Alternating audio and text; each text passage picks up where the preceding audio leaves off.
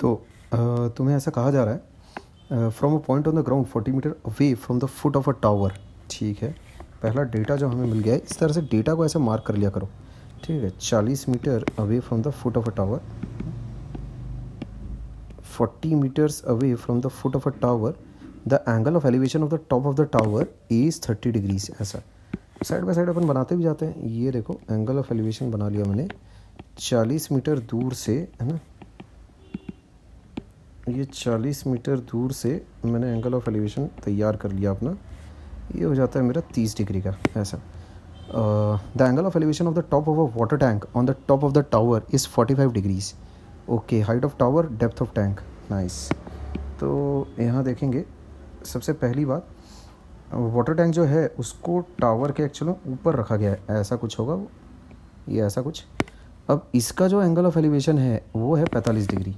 तो यहाँ से ये एंगल ऑफ एलिवेशन नापोगे तुम, this angle is given to me as 45 degrees. तो ये मान लेता हूँ हाइट ऑफ टैंक यहाँ पर ये है, इसको बोल देते हैं एच, है ना। दिस इज़ द टैंक, नामकरण कर दिया जाए ए बी, ये हो गया सी, है ना, ये 90 डिग्रीज है, ये हो गया डी, ऐसा। ठीक है, ये हो जाता है सी, कैपिटल सी। ठीक, नामकरण थोड़ा बाहर रखते हैं अपन, इस पूरे डायग्राम को एक्चुअल में थोड़ा नीचे उठाना पड़ेगा। इसको ऐसा कर लेते हैं।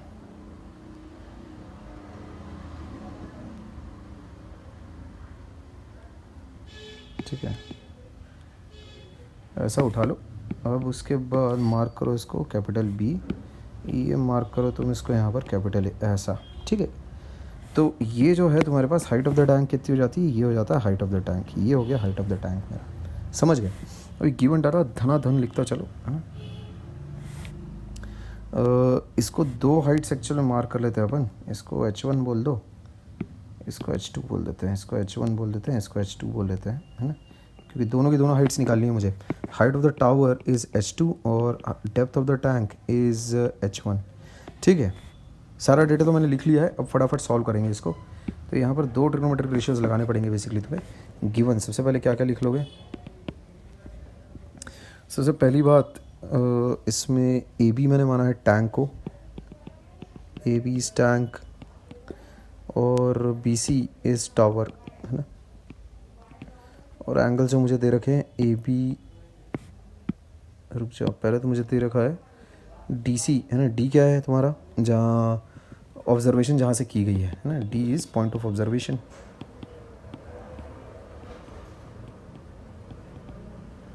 मुझे दिया हुआ है सी डी 40 मीटर है। अच्छा, इसके अलावा और क्या बातें गिवन है, हाँ, बी डी सी ये चीज़ मुझे गिवन है 45 डिग्रीज, और एंगल ए डी सी मुझे गिवन है 30, अच्छा सॉरी, ये 45 डिग्रीज गिवन है, ऊपर वाला एक्चुअल में 30 डिग्रीज गिवन है। बी डी सी तुम्हें 30 डिग्री गिवन है। ठीक है, अब निकालना है हमें हाइट ऑफ टावर।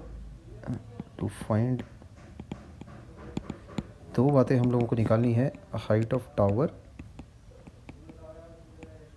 है ना, height of tower which is H2 and depth of tank, है ना, विच इज़ H1। समझ पा रहे हो बात। तो बस काम पे लगते हैं तुरंत। दो ट्रायंगल्स में ट्रिग्नोमेट्रिक रेशियोज लगाओ, धाए धाए सॉल्यूशन इसका लिखना शुरू करो। सबसे पहले इन ट्रायंगल बी डी सी,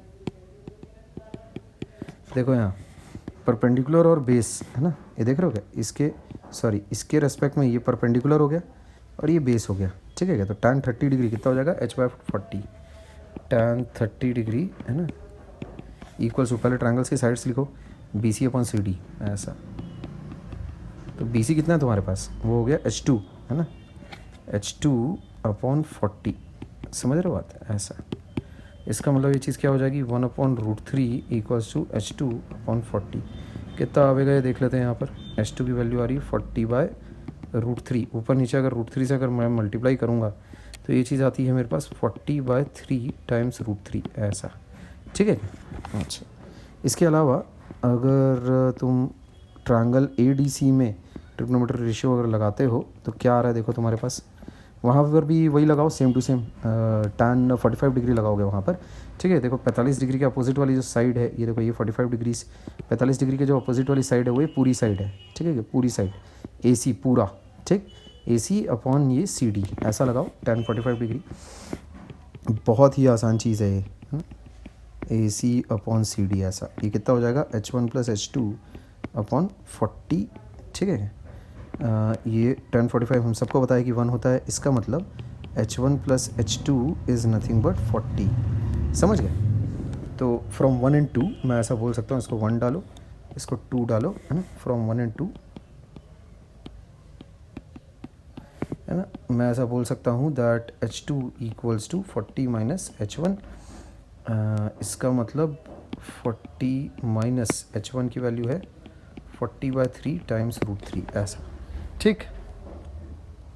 तो अब जो भी आएगी इसकी वैल्यू देख लेंगे और क्या, है ना।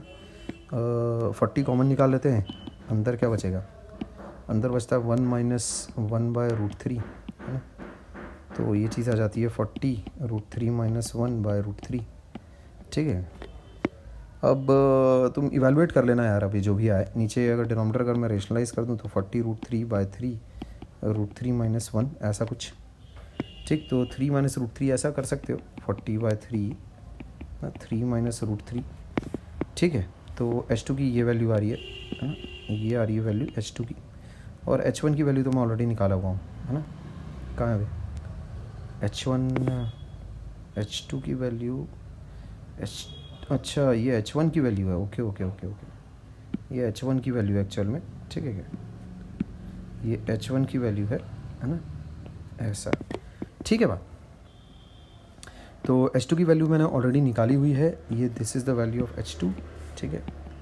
ये वैल्यू है मेरे पास H2 की, और यहाँ पर वैल्यू मेरे पास H1 की भी आ चुकी है ना, ये H1 की वैल्यू आ जाती है मेरे पास, ठीक। तो दोनों चीज़ें मैं यहाँ पर लिख देता हूँ, फाइनल फॉर्मेट आंसर का, हाइट ऑफ द टावर। कई बार आंसर ऐसे तुम्हारे डेसिमल में आ सकते हैं इरेशनल फॉर्म में, ठीक है। Height of the tower equals कितना, H2 हो जाएगा ना, वो हाइट ऑफ द टावर, है ना। कितना है height of the tower H2, 40/3 √3 metres, ये आंसर हो गया तुम्हारा। और इसके बाद डेप्थ ऑफ द टैंक, ये चीज़ हो जाएगी 40/3 3 माइनस √3 ऐसा, ये तुम्हारा आंसर हो जाएगा, ठीक है। This will be your answer, ठीक, ओके। तो डायग्राम में बस एक ही नई चीज़ तुम्हें देखने को मिली, और वो ये कि इस बार तुम्हें 2 ट्रायंगल्स में ट्रिग्नोमेट्रिक रेशियो लगाने का मौका मिला, ठीक है। ओके, अभी आगे और इंटरेस्टिंग सिचुएशंस आती जाती है, देखते जाओ।